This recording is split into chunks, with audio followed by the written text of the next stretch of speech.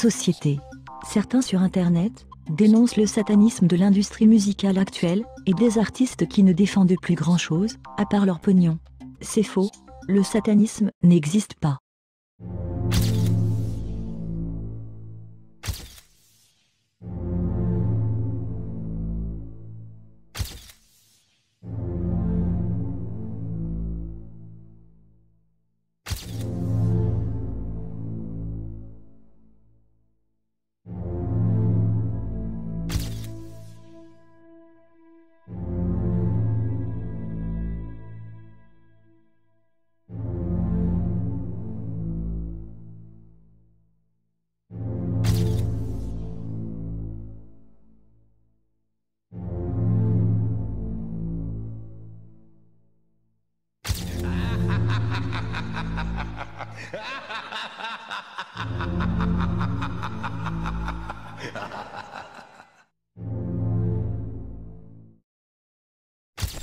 Soul King est un chanteur algérien dont certaines vidéos dépassent les 100 millions de vues. Au départ, je l'ai pris comme une fierté, la mélodie de Guérilla m'a donné des frissons. Puis, ce sont ses paroles qui m'ont donné des frissons. C'est drôle, personne ne souhaite qu'un inconnu vienne aborder son fils ou sa fille à la sortie de l'école en lui donnant de mauvais conseils. Pourtant, c'est ce que font ces rappeurs quand les petits frères et les petites sœurs les ont en boucle dans leurs écouteurs. S'il n'est pas musulman, il peut amasser le fric qu'il voudra, et c'est son droit de prendre comme exemple une ordure, telle que Tony Montana. S'il est musulman, alors il y a un souci, rien qu'avec le titre de son album, ce n'est pas cohérent. Ceci dit, lui, fait du fric comme il dit. La faute nous revient, si on s'éloigne de l'islam, de notre histoire, et qu'on ne voit plus le mal, comme nos anciens le voyaient. Alors on se fera avoir, et la faute nous incombe. S'il pense être un résistant, et avoir du respect pour l'émir Abdelkader, je le vois mal entrer sous sa tente, afin de lui faire écouter son album, et surtout le lui traduire. Ça n'a pas de sens.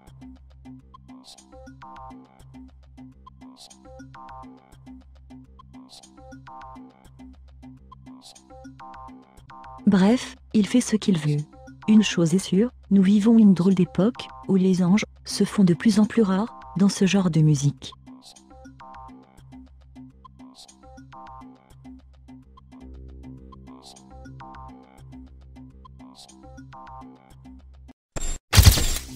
Le racisme en général n'est pas drôle à vivre. Mais, parfois, il y a de petites exceptions.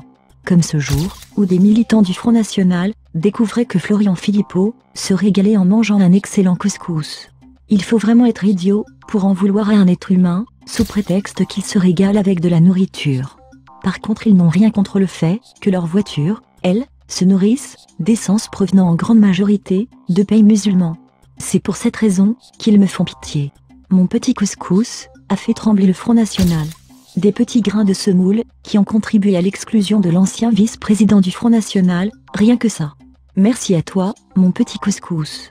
Couscous, couscous, à la viande, aux légumes, au poulet. Thierry Ardisson.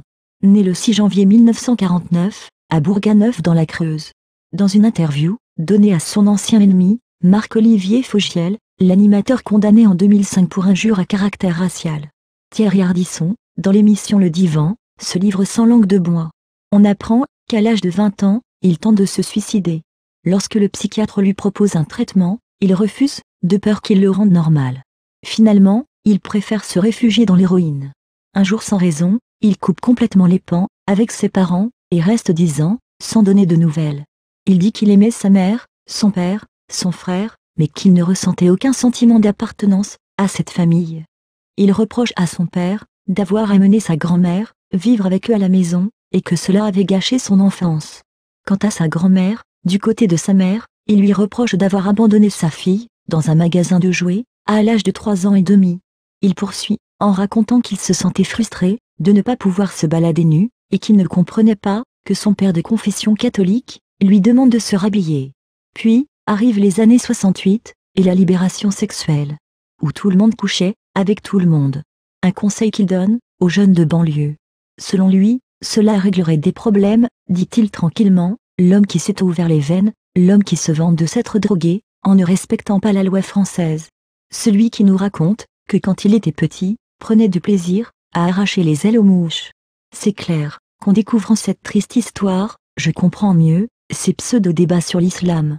Il se demande si l'islam est compatible avec les valeurs de la France. Je dirais que l'islam est compatible avec les valeurs de son père, quant aux siennes, elles lui appartiennent. Dorénavant, ces débats sociétals, je les verrai comme de simples discussions de bar. Magnéto Serge. Bonjour, c'est une façon de voir la cuirasse.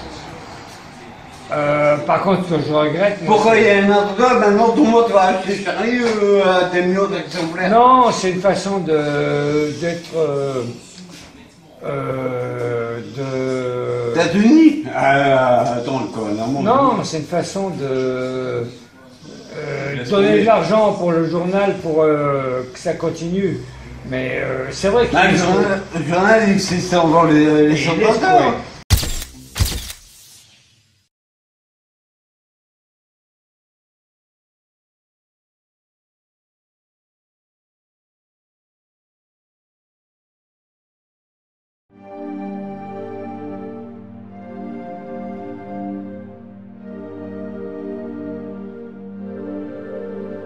Au peuple. Prêtez-moi une oreille attentive, car je ne sais pas si je serai encore parmi vous l'an prochain. Alors, écoutez ce que je dis avec beaucoup d'attention et transmettez ces mots à ceux qui ne pouvaient être présents aujourd'hui. Au peuple. Tout comme vous considérez ce mois, ce jour, cette cité comme sacrée. Considérez aussi la vie et les biens de chaque musulman comme sacrés. Retournez à leurs légitimes propriétaires les biens qui vous ont été confiés. Ne blessez personne, afin que personne ne puisse vous blesser. Souvenez-vous qu'en vérité, vous rencontrerez votre Seigneur, et qu'effectivement, il vous demandera compte de vos actes. Dieu vous a défendu de pratiquer l'usure, donc tout intérêt non payé sera maintenant annulé. Votre capital, cependant, vous revient. Vous n'infligerez ni n'endurerez aucune injustice. Dieu a décidé de rendre l'intérêt illicite, et tout intérêt qui était dû à Abbas ibn Abd el-Muttalib sera maintenant annulé. Méfiez-vous de Satan, pour le salut de votre religion. Il a perdu tout espoir de ne pouvoir jamais vous amener à commettre les grands péchés, attention, donc, à ne pas le suivre dans les péchés mineurs. Au peuple. Il est vrai que vous avez certains droits à l'égard de vos femmes, mais elles aussi ont des droits sur vous. Souvenez-vous que c'est par la permission de Dieu que vous les avez prises pour épouses, et que c'est Dieu qui vous les a confiées. Si elles respectent vos droits, alors à elles appartient le droit d'être nourries, et habillées convenablement. Traitez donc bien vos femmes, et soyez gentils envers elles, car elles sont vos partenaires, et elles sont dévouées envers vous. Il est de votre droit qu'elles ne se lient pas d'amitié avec des gens que vous n'approuvez pas, et qu'elles ne commettent jamais l'adultère. Au peuple. Écoutez-moi bien. Adorez Dieu. Faites vos 5 prières quotidiennes, jeûnez pendant le mois de Ramadan, et donnez votre richesse en zakat. Accomplissez le pèlerinage, si vous en avez les moyens. Toute l'humanité descend d'Adam et Ève. Un arabe n'est point supérieur à un non-arabe. Un non-arabe n'est point supérieur à un arabe, et les blancs ne sont point supérieurs aux noirs, de même que les noirs ne sont point supérieurs aux blancs. Aucune personne n'est supérieure à une autre, si ce n'est en piété et en bonnes actions. Vous savez que chaque musulman est le frère de tous les autres musulmans. Vous êtes tous égaux. Vous n'avez aucun droit sur les biens appartenant à l'un de vos frères, à moins qu'on ne vous ait fait un don, librement et de plein gré. Par conséquent, ne soyez pas injustes les uns envers les autres. Souvenez-vous. Un jour vous vous présenterez devant Dieu, et répondrez de vos actes. Prenez garde, donc, ne vous écartez pas du droit chemin après ma mort. Au peuple. Aucun prophète ni messager ne viendra après moi, et aucune nouvelle religion ne naîtra. Au peuple. Raisonnez bien, et comprenez bien les mots que je vous transmets. Je laisse derrière moi 2 choses, le Coran et mon exemple, la Sunna. Et si vous les suivez, jamais vous ne vous égarerez. Que tous ceux qui m'écoutent, transmettent ce message à d'autres, et cela, à d'autres encore, et que les derniers puissent le comprendre mieux que ceux qui m'écoutent directement. Sois témoin, ô Dieu, que j'ai transmis ton message à tes serviteurs. le dernier sermon du prophète Mohammed, le dernier des messagers, que la prière et la paix soient sur lui.